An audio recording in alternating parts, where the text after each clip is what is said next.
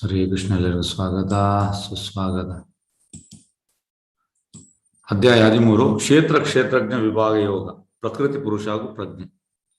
ನಮ್ಮ ಶಾಲಾ ಕಾಲೇಜಲ್ಲಿ ಇದನ್ನು ಕಲಿಸುವುದಿಲ್ಲ, ಅಂದ್ರೆ ಇದು ನಮ್ಮ ದುರ್ಭಾಗ್ಯ.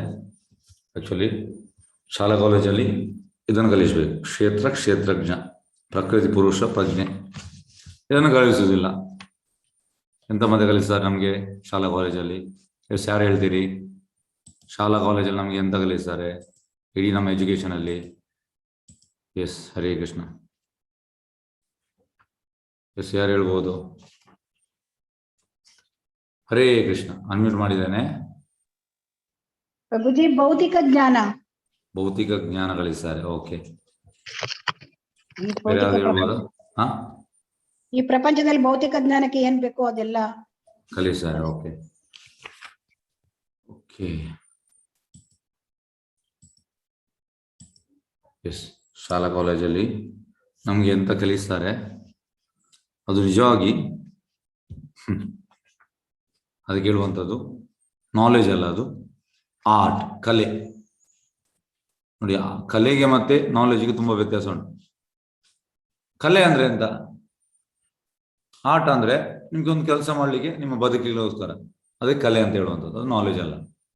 ನಾಲೆಜ್ ಅಂದ್ರೆ ನಿಮ್ಗೆ ನೆಕ್ಸ್ಟ್ ಜನ್ಮ ಸಿಗಬಾರ್ದು. ಈ ಲೈಫಲ್ಲಿ ನಾನೀಗ ದೊಡ್ಡ ಸೈಂಟಿಸ್ಟ್ ಅಂತ ಭಾವಿಸುವ, ವಿಜ್ಞಾನಿ.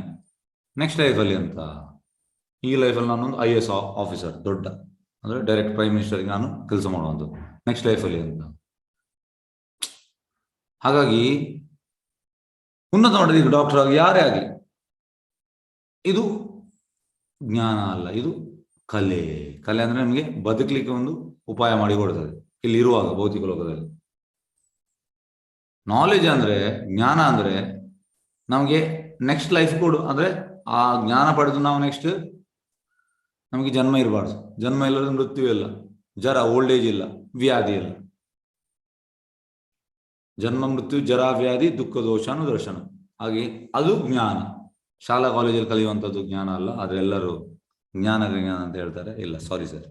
ಜ್ಞಾನ ಅಂದ್ರೆ ಈ 13ನೇ ಅಧ್ಯಾಯದಲ್ಲಿ ಈಗ ನೋಡಿ ಹೇಗೆ ಅಂದ್ರೆ, ಮೊದಲ 6 ಅಧ್ಯಾಯ ಕರ್ಮಯೋಗ, ಮಿಡ್ಲಿದು 7ರಿಂದ 12 ಭಕ್ತಿ ಯೋಗ, ಈಗ ಬರುವಂಥದ್ದು 13ರಿಂದ 18 ಜ್ಞಾನ ಯೋಗ. ಈ ಜ್ಞಾನ ಎಂತ ಮಾಡ್ತದೆ? ನಮ್ಮನ್ನು ಈ ಭೌತಿಕ ಲೋಕದಿಂದ ನಮ್ಮನ್ನು ಹೊರಗೆ ಹೋಗ್ಲಿಕ್ಕೆ ಉಪಯೋಗ ಆಗ್ತದೆ. ಈ ಜ್ಞಾನದಿಂದ ಭೌತಿಕ ಲೋಕದಿಂದ ನಮಗೆ ಹೊರಗೆ ಹೋಗ್ಲಿಕ್ಕೆ ಅನುಕೂಲ ಆಗ್ತದೆ ಈ ಜ್ಞಾನ ಪಡೆದ್ರೆ. ಹೀಗೆ ಪ್ರಭುಪಾದ ಅಂತ ಹೇಳ್ತಾರೆ ಅಂದ್ರೆ, ಈಗ ಸಪೋಸ್ ನಿಮ್ಗೆ ಯಾರಾದ್ರೂ ಒಂದು ಚೆಕ್ ಕೊಡ್ತಾರೆ, ಚೆಕ್ ಅಲ್ಲಿ 000 ಹಾಕಿ ಕೊಡ್ತಾರೆ, ಅದು ವ್ಯಾಲ್ಯೂ ಉಂಟಾ? ಇಲ್ಲ. ಅದೇ ಚೆಕ್ಕಿಗೆ 1 ಹಾಕ್ತಾರೆ, ಆ 0 ಮೊದಲು, ಆಗ ವ್ಯಾಲ್ಯೂ ಉಂಟು. ಹಾಗಾಗಿ ಖಾಲಿ ಜ್ಞಾನಕ್ಕೆ ವ್ಯಾಲ್ಯೂ ಇಲ್ಲ, ಕೃಷ್ಣ ಇದ್ರೆ ಮಾತ್ರ ಅದಕ್ಕೆ ವ್ಯಾಲ್ಯೂ ಉಂಟು. ಅದಕ್ಕೆ ಒಂದು ಜ್ಞಾನ ಯೋಗ. ಯೋಗ ಅಂದ್ರೆ ಕೃಷ್ಣ ಆಡ್ ಮಾಡುವಂಥ. ಖಾಲಿ ಜ್ಞಾನ ಪ್ರಯೋಜನ ಇಲ್ಲ. ಎಂತ ಆಗ್ತದೆ? ಖಾಲಿ ಜ್ಞಾನ ಅಂದ್ರೆ ಬಹುನಾಮ್ ಜನ್ಮನಾಮಂತೆ ಜ್ಞಾನವಾನ್ ಮಾ ಪ್ರಪದ್ಯತೆ ವಾಸುದೇವ ಸರ್ವಮಿತಿ ಸಮಾತ್ಮ ಸುದುರ್ಲಭ. ಅಂದ್ರೆ ಇಂಥ ಜ್ಞಾನಿಗಳು ತುಂಬಾ ಲೈಫ್. ಹೇಗೆ ನೋಡಿ, ಸಿಂಪಲ್ ನಿಮ್ಗೆ ಹೇಳ್ತಾ ಇದ್ದೇನೆ. ನಾವೀಗ ತಿನ್ನುವಂಥದ್ದು, ಯಾರಾದ್ರೂ ಇದನ್ನು ಬಿಟ್ಟು ಬೇರೆ ರೀತಿಯಲ್ಲಿ ತಿಂತೀರಾ? ಎಸ್, ದಯವಿಟ್ಟು ನೋಡಿ, ಇಲ್ಲಿ ನಿಮ್ಗೆ ತೋರಿಸ್ತಾ ಇದ್ದೇನೆ. ಒಂದು ನಿಮಿಷ ನೋಡಿ. ನಾವು ತಿನ್ನುವುದು ಹೀಗೆ ಅಲ್ಲ, ಹೀಗೆ ಬಿಟ್ಟು ಬೇರೆ ರೀತಿಯಲ್ಲಿ ಯಾರೋ ತಿಂತಾ ಇದ್ದೀರಾ? ಎಸ್, ಒಂದು ನಿಮಿಷ ಮ್ಯೂಟ್ ಮಾಡ್ತೇನೆ. ಎಸ್, ಹರೇ ಕೃಷ್ಣ. ಯಾರಾದ್ರೂ ಬೇರೆ ರೀತಿಯಲ್ಲಿ ಹೀಗೆ ತಿನ್ನೋದು ಬಿಟ್ಟು ಬೇರೆ ರೀತಿಯಲ್ಲಿ ಅಂತ ತಿಂತೀರಾ? ಇಲ್ಲ ಪ್ರಭುಜಿ. ಹೀಗೆ ತಿನ್ನುವುದು ನೀವೆಲ್ಲ ಹೆಚ್ಚಿನವರು? ಎಲ್ಲರೂ 100%. ಓಕೆ, ಯಾರು ಬೇರೆಯವ್ರು ಮಾತಾಡೋದಿಲ್ಲ? ಹರೇ ಕೃಷ್ಣ. ಯಾರೋ ತಿನ್ನುವವರು ಇದ್ದೀರಾ? ಹರೇ ಕೃಷ್ಣ. ಬೇರೆ ರೀತಿಯಲ್ಲಿ ಹರೇ ಕೃಷ್ಣ ಮಾತಾಡಿ, ಅನ್ಮ್ಯೂಟ್ ಆಗಿದೆ. ಎಸ್, ಹರೇ ಕೃಷ್ಣ. ಇಲ್ಲ ಪ್ರಭುಜಿ. ಇಲ್ಲ, ಇಲ್ಲ ಗುರುಗಳೇ, ಇಲ್ಲ ತಿನ್ನೋದಿಲ್ಲ. ಓಕೆ, ಎಲ್ಲರೂ ಹೀಗೆ ತಿನ್ನುವಂಥದ್ದು. S, okay. ಈಗ ನಾವು ವಿಷಯಕ್ಕೆ ಬರುವ. ಯಾಕೆ ಕೇಳಿದೆ ಅಂದ್ರೆ, ಒಂದು ನಿಮಿಷ ಶೇರ್ ಸ್ಕ್ರೀನ್. ಎಸ್, ನಾನು ಯಾಕೆ ಹೇಳಿದೆ ಅಂದ್ರೆ, ಅದನ್ನು ಈ ಜ್ಞಾನಿಗಳು ಹೀಗೆ ತಿನ್ನುವುದು ಬಿಟ್ಟು ಹೀಗೆ ತಿನ್ಲಿಕ್ಕೆ ಹೋಗ್ತಾರೆ. ಅದಕ್ಕೆ ಆ ಶ್ಲೋಕ ಬಹುನಾಂ ಜನ್ಮನಾಂ ಅಂತೆ, ತುಂಬಾ ಲೈಫ್ ಜ್ಞಾನ ಪಡೆದು ಪಡೆದು ಪಡೆದು ಪಡೆದು ಪಡೆದು ಪಡೆದು ಪಡೆದು ಪಡೆದು ಅಂದ್ರೆ ಹೀಗೆ ಹೀಗೆ ತಿನ್ಲಿಕ್ಕೆ ಹೋಗುವಂಥದ್ದು. ಹೀಗೆ ಕಡೆಗೆ ವಾಸುದೇವ ಸರ್ವಮಿತಿ, ಫೈನಲ್ಗೆ ಹೀಗೆ ತಿನ್ಲಿಕ್ಕೆ ಹೋಗ್ತಾರೆ. ಪ್ರಭುದಲ್ಲಿ ಸುಲಭವಾಗಿ ಹೀಗೆ ತಿನ್ಬೋದು ಅವರಿಗೆ. ಹಾಗೆ ಖಾಲಿ ಜ್ಞಾನಿ ಪ್ರಯೋಜನ ಇಲ್ಲ, ತುಂಬಾ ಜ್ಞಾನಿಗಳಿದ್ದಾರೆ. ಜ್ಞಾನಕ್ಕೆ ಯೋಗ ಅಂದ್ರೆ ಕೃಷ್ಣನು ಸೇರಿದ್ರೆ ಮಾತ್ರ ಅದಕ್ಕೆ ವ್ಯಾಲ್ಯೂ ಇರುವಂಥದ್ದು. ಹಾಗಾಗಿ ಕರ್ಮ ಕೂಡ ಖಾಲಿ ಕರ್ಮ ಪ್ರಯೋಜನ ಇಲ್ಲ, ಕರ್ಮಕ್ಕೆ ಯೋಗ ಕೃಷ್ಣ ಸೇರಿದ್ರೆ ಮಾತ್ರ, ಮತ್ತೆ ಭಕ್ತಿ ಯೋಗ. ಈಗ ಇದಕ್ಕೆ ಎಂತ ಅಂದ್ರೆ ನೋಡಿ, ಇಲ್ಲಿ ನಿಮಗೆ ಕಾಣ್ತಾ ಉಂಟು. ಈಗ ಸಪೋಸ್ ಒಂದು ನಿಮಿಷ ತೋರಿಸ್ತೇನೆ ನಿಮ್ಗೆ ನೋಡಿ. ಈಗ ನಿಮ್ಗೆ ಇಲ್ಲಿ ಒಂದು ಬಾಕ್ಸ್ ಕಾಣ್ತಾ ಉಂಟು. ಈಗ ನನ್ನ ಹತ್ರ 1 kg ಬಂಗಾರ ಉಂಟು. ನಾನು ಎಂತ ಮಾಡ್ತೇನೆ, ಈ ಲಿಡ್ ಉಂಟು, ಇದು ಫಸ್ಟ್ ಲಿಡ್ ಕರ್ಮಯೋಗ, ಒಳಗಿರುವ ಬಂಗಾರ ಭಕ್ತಿ ಯೋಗ, ಮತ್ತೆ ಇದು ಕವರ್ ಜ್ಞಾನ ಯೋಗ. ಹಾಗಾಗಿ ಆಕ್ಚುಲಿ ಈ ಕರ್ಮ ಮತ್ತೆ ಜ್ಞಾನ ಭಕ್ತಿ ಇದ್ರೆ ಮಾತ್ರ ಅದಕ್ಕೆ ಯೂಸ್ಫುಲ್ ಇರುವಂಥದ್ದು, ಇಲ್ಲದೆ ಯೂಸ್ಲೆಸ್ ಅದು. ಹಾಗೆ ನಾವು ಈ ವಿಷಯ ನಮಗೆ ಗೊತ್ತಿರಬೇಕು. ಎಸ್, ಓಕೆ, ನಾವೀಗ ಸ್ಟಾರ್ಟ್ ಮಾಡುವ.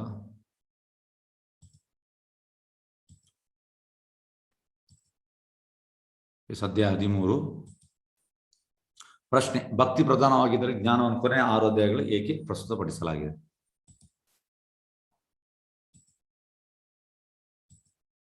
ಸತ್ಯದಲ್ಲಿ ಇಡೀ ಭಗವದ್ಗೀತೆ ಭಕ್ತಿ 1ನೇ 6ನೇ ಅಧ್ಯಾಯಗಳು ಭಕ್ತಿ ಧ್ರುವ ಕೆಲಸವನ್ನು ಹೇಗೆ ಸಾಧಿಸುವುದು ಎಂದು ಚರ್ಚಿಸುತ್ತದೆ. ಕೊನೆಯ 6 ಜ್ಞಾನದ ಮೂಲಕ ಅದನ್ನು ಹೇಗೆ ಸಾಧಿಸುವುದೆಂದು ವಿವರಿಸುತ್ತದೆ. ಮತ್ತು ಮಧ್ಯದ 6 ಅಧ್ಯಾಯಗಳು ಭಕ್ತಿಯ ಬಗ್ಗೆ ಚರ್ಚಿಸುತ್ತದೆ.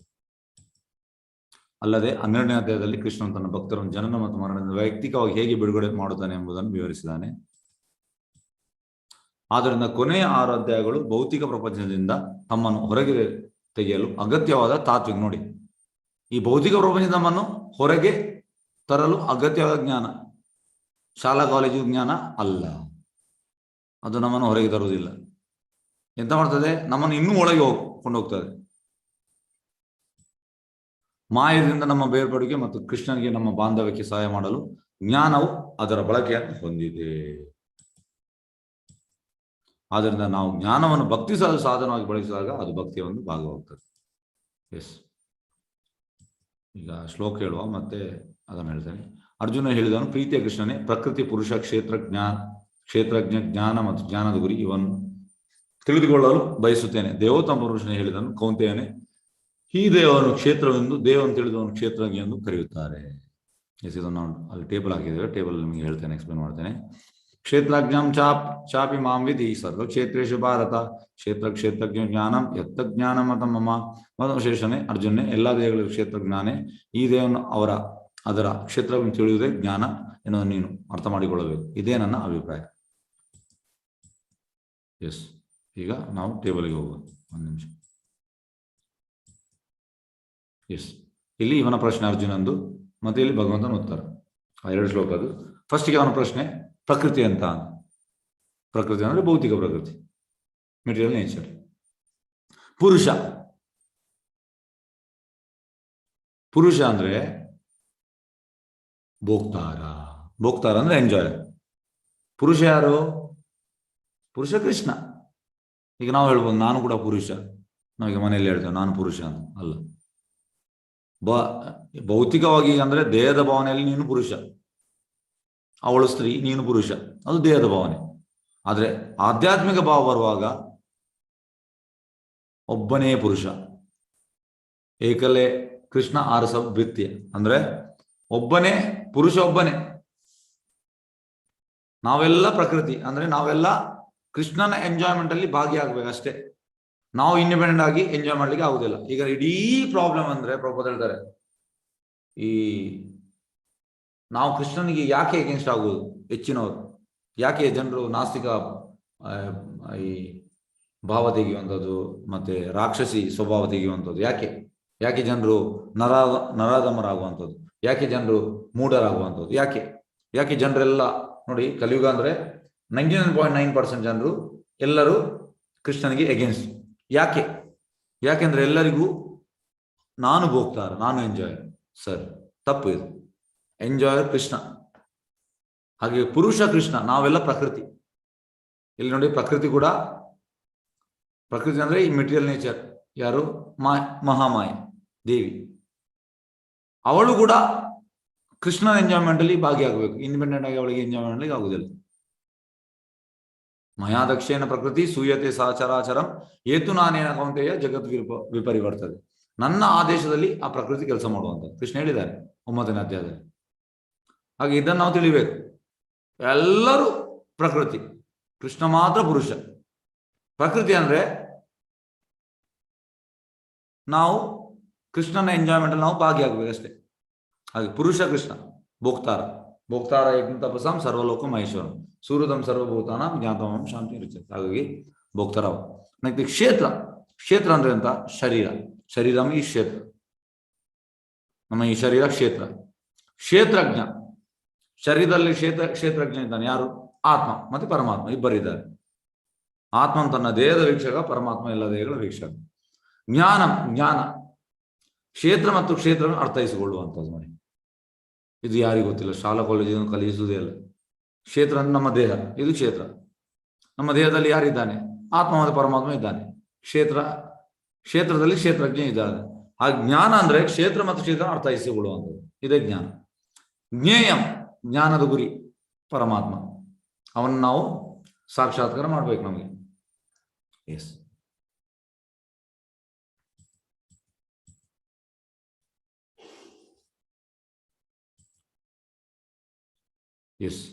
ನೋಡಿ ಈಗ ನಿಮಗೆ ಎಕ್ಸಾಂಪಲ್, ಇಲ್ಲಿ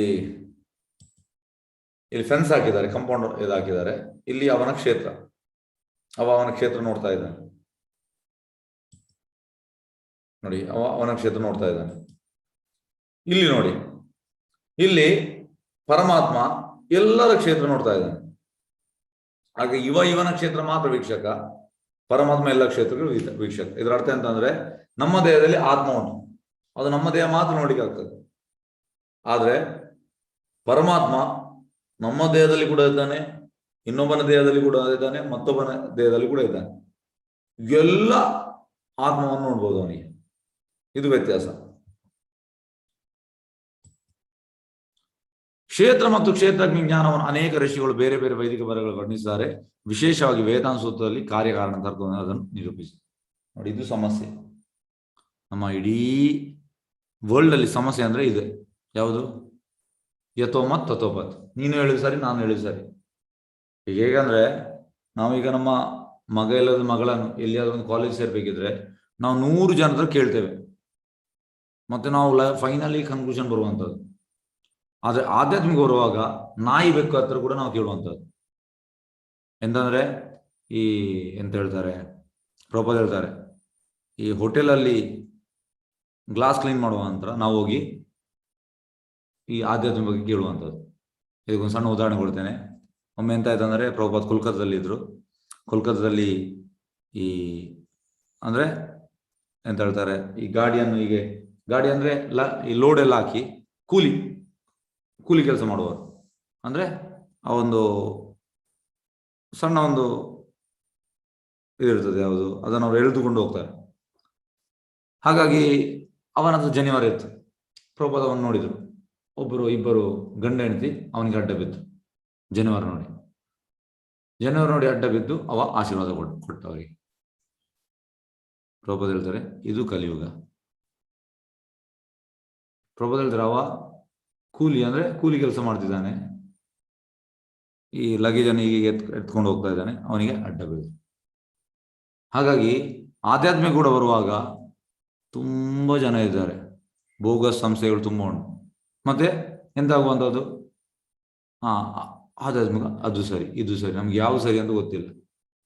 ಆಕ್ಚುಲಿ ಹೇಗೆ ನೋಡಿ, ಈಗ ವೇದವ್ಯಾಸರು ಈ ವೇದಾಂತ ಸೂತ್ರ ಕೊಟ್ಟಿದ್ದಾರೆ,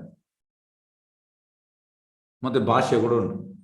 ಈಗ ನಮ್ದು ಸ್ಟಾರ್ಟಿಂಗ್ ಬುಕ್ಕಲ್ಲಿ ಭಾಷ್ಯ ಬರೋದು ಬಲ್ದೇವ್ ವಿದ್ಯಾಭೂಷಣ್, ವಿಶ್ವನಾಥ ಚಕ್ರವರ್ತಿ ಠಾಕೂರ್ ಶಿಷ್ಯ, ಗೋವಿಂದ ಭಾಷ್ಯ. ಹಾಗಾಗಿ ಆ ಭಾಷೆ ಅವರು ಬರೆದಿದ್ದಾರೆ. ಪ್ರಭುಪಾದ ಅವರಿಗೆ ಈ ಪುಸ್ತಕ ಸ್ಟಾರ್ಟಿಂಗ್ ಅಲ್ಲಿ ಅವರಿಗೆ ವಂದನೆ ಸಲ್ಲಿಸಿ ಮತ್ತೆ ಸ್ಟಾರ್ಟ್ ಮಾಡ್ತಾರೆ. ಹಾಗೆ ಅದು ಭಾಷೆ ಉಂಟು ಅದಕ್ಕೆ. ಮತ್ತೆ ವೇದಾಂತ ಸೂತ್ರ ಅಂದ್ರೆ ಈಗ ಅಥೋ ಬ್ರಹ್ಮ ಜಿಜ್ಞಾಸ, ನಾವು ಎನ್ಕ್ವೈರಿ ಮಾಡ್ಬೇಕು. ನಾನು ಯಾರು, ನಂದೇ ಅಲ್ಲ, ನಾನು ಆತ್ಮ. ನನಗೆ ಮತ್ತೆ ಪರಮಾತ್ಮ ಏನು ಕನೆಕ್ಷನ್? ನಾನು ಯಾಕೆ ಎಲ್ಲಿ ಕಷ್ಟದಲ್ಲಿ ಇದ್ದೇನೆ? ಯಾವುದು ಕಷ್ಟ? ಆದಿದೈವಿಕ್, ಆದಿಭೌತಿಕ್, ಆಧ್ಯಾತ್ಮಿಕ್ ಮತ್ತೆ ಜನ್ಮ ಮೃತ್ಯು ಜರ ವ್ಯಾಧಿ, ಇದೆಲ್ಲ ಕಷ್ಟ. ಯಾಕೆ ನಾನು ಇಲ್ಲಿ ಕಷ್ಟದಲ್ಲಿದ್ದೇನೆ? ತ್ರಿವಿಧ ಕ್ಲೇಶದಲ್ಲಿ ಯಾಕೆ ಇದ್ದೇನೆ? ಇದೆಲ್ಲ ನಾವು ತಿಳಿಬೇಕು. ಸನಾತನ ಗೋಸ್ವಾಮಿ ಅದನ್ನೇ ಕೇಳುವಂಥದ್ದು ಫಸ್ಟಿಗೆ. ಯಾರ ಹತ್ರ? ಚೇತನ ಮಹಾಭಾರತ. ನನ್ನನ್ನು ಎಲ್ಲರೂ ಪಂಡಿತ ಅಂತ ಕರೀತಾರೆ. ಆಕ್ಚುಲಿ ಪಂಡಿತ ಅಂದ್ರೆ ಅವರಿಗೆ 4-5 ಭಾಷೆ ಎಲ್ಲ ಗೊತ್ತಿತ್ತು, ಮತ್ತೆ ಅವರು ಎಂತಿರುವಂಥದ್ದು ಈ ಪ್ರೈಮ್ ಮಿನಿಸ್ಟರ್ ಆಗಿದ್ದು ನವಾಬುದ್ದೀನ್ ಶಾ. ಹಾಗೆ ಎಲ್ಲರೂ ಅವನನ್ನು ಪಂಡಿತ ಅಂತ ಕರೀತಾ ಇದ್ರು. ಎಲ್ಲರೂ ನನ್ನ ಪಂಡಿತ ಕರೀತಾರೆ, ಆದ್ರೆ ನನಗೆ ಗೊತ್ತಿಲ್ಲ ನಾನು ಯಾರಂತ ಗೊತ್ತಿಲ್ಲ. ಕಿಯಾಮಿ, ನಾನು ಯಾಕೆ ಕಷ್ಟದ? Why I am suffering, who am I, why I am suffering, ಇದು ನನಗೆ ಗೊತ್ತಿಲ್ಲ. ನಾನು ಹೇಳ್ತೇನೆ ನಾನು ಪಂಡಿತ ಅಂತ. ಹಾಗಾಗಿ ಇದು ಗೊತ್ತಾಗಬೇಕು. ಈಗ ವಿಷಯ ಅಂತ ಅಂದ್ರೆ ಅದೇ ವೇದಾಂತ ಸೂತ್ರ, ಇಂಥ ತುಂಬಾ ಸೂತ್ರ ಬರೆದಿದ್ದಾರೆ.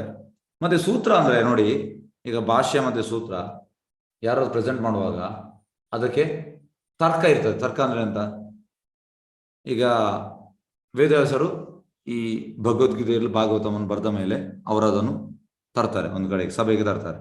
ಈಗ ನೈಮಿಷಾರಣ್ಯ ಅಂತ ಭಾವಿಸೋ, ನೈಮಿಷಾರಣದಲ್ಲಿ ಫಸ್ಟಿಗೆ ಶುಕಮುನಿ, ವೇದವ್ಯಾಸರ ಮಗ, ಮತ್ತೆ ಶುಕಮುನಿದು ಶಿಷ್ಯ ಸೂತ ಗೋಸ್ವಾಮಿ 2 ಬಾರಿ ಭಾಗವತಂ ಹೇಳಿದ್ದಾರೆ. ಈಗ ಇವರೆಂತ ಬರ್ತಿದ್ದಾರೆ ಅಲ್ಲಿ ತರ್ತಾರೆ. ತಂದ ಮೇಲೆ ಎಂತ ಆಗ್ತದೆ? ಅಲ್ಲಿ ಇರುವಂತವ್ರು ಯಾರು? ಇರುವಂತವ್ರು ಎಲ್ಲ ಕ್ವಾಲಿಫೈಡ್, ಪರಮಹಂಸರು, ವೈಷ್ಣವರು, ಬ್ರಾಹ್ಮಣರು, ಋಷಿಗಳು. ಇದೆಲ್ಲ ಬ್ರಾಹ್ಮಣ ಅಂದ್ರೆ ಹುಟ್ಟಿನಿಂದಲ್ಲ, ಸಂಸ್ಕಾರದಿಂದ ಇವರು ಇರ್ತಾರೆ. ಮತ್ತೆ ಇವರು ಪ್ರೆಸೆಂಟೇಷನ್ ಮಾಡುವಂಥದ್ದು, ಆಗ ಅವರು ಅದಕ್ಕೆ ಕ್ವಶನ್ ಕೇಳುವಂಥದ್ದು, ಮತ್ತೆ ಅವರು ಓಕೆ ಅಂತ ಹೇಳುವಂಥದ್ದು. ಈಗಿಂದರಲ್ಲ. ಈಗ ನೋಡಿ ಪ್ರಭುಪಾದ ಹೇಳ್ತಾರೆ, ಈಗ ಇಲೆಕ್ಷನ್ ಆಗೋ ನಮ್ಗೆ ಓಟ್ ಆಗ್ಲಿಕ್ಕೆ ಉಂಟು. ಪ್ರಭುಪಾದ ಹೇಳ್ತಾರೆ, the person who has contested is also shudra and person ಅಂತ ಅಲ್ಲ. ಪ್ರಭುಪಾದ ಹೇಳುವಂಥದ್ದು, the person who has contested is less than shudra and the people who are voting they are less than shudra. Prabhupada ಹೇಳ್ತಾರೆ, ವೋಟಿಂಗ್ ಮೀನ್ಸ್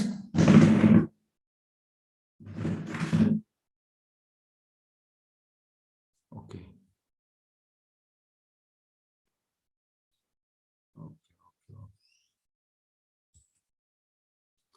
ಹಾಗಾಗಿ ಪ್ರಭುಪಾದ ಹೇಳುವಂಥದ್ದು, ವೋಟಿಂಗ್ ಅಂದ್ರೆ ಯಾರು? ಪರಮಹಂಸರು, ವೈಷ್ಣವರು, ಈ ಬ್ರಾಹ್ಮಣರು, ಋಷಿಗಳು, ಇವರು ಓಟ್ ಹಾಕ್ಬೇಕು.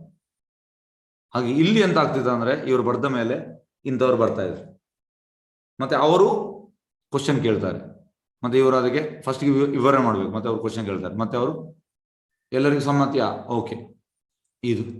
ಹಾಗಾಗಿ ನೋಡಿ, ಈಗದೆಲ್ಲ ಬರ್ದಿದಾರಲ್ಲ ಈ 590 ಬೋಗಸ್ ಎಡಿಷನ್, ಇವರದ್ದು ಯಾವ್ದು ಭಾಷೆ ಕೂಡ ಇಲ್ಲ, ಸೂತ್ರ ಕೂಡ ಇಲ್ಲ, ಪ್ರಿವಿಯಸ್ ಆಚಾರ್ಯರನ್ನು ರೆಪ್ರೆಸೆಂಟ್ ಮಾಡೋದಿಲ್ಲ, ಕೃಷ್ಣ ಇಲ್ಲ, ಎಂತ ಇಲ್ಲ. ಅದಕ್ಕೆ ನಾವು ಹೇಳುವಂಥದ್ದು ಅದನ್ನು ನೀವು ಓದ್ಬೇಡಿ ಅಂತ. ಟೋಟಲ್ ನೀವು ಗುಂಡಿಗೆ. ಪ್ರಭುಪಾದ ಹೇಳ್ತಾರೆ, the person who has written he will go to hell and the follower he will also go to hell, ಇಬ್ಬರು ನರಕಕ್ಕೆ ಅಂತ. ಹಾಗೆ ಈ ರೀತಿ ನಾವು ಪ್ರೆಸೆಂಟ್ ಮಾಡಿದ್ರೆ ಮಾತ್ರ ಅದು ಅಥೆಂಟಿಕ್. ಹಾಗೆ ಕ್ಷೇತ್ರ ಮತ್ತು ಕ್ಷೇತ್ರಜ್ಞ ಜ್ಞಾನವನ್ನು ಅನೇಕ ಋಷಿಗಳು ಬೇರೆ ಬೇರೆ ವೈದಿಕ ಬರಹಗಳು ವರ್ಣಿಸಿದ್ದಾರೆ. ವಿಶೇಷವಾಗಿ ವೇದಾಂತ ಸೂತ್ರದಲ್ಲಿ ಕಾರ್ಯಕಾರಣ ತರ್ಕದೊಂದಿಗೆ ಅದನ್ನು ನಿರೂಪಿಸಿದೆ. ಎಸ್, ಇದು ತುಂಬಾ ಮುಖ್ಯ. ಇದರಲ್ಲಿ ಡೌಟ್ಸ್ ಇದ್ರೆ ಕೇಳಿ ನನ್ನ ಹತ್ರ.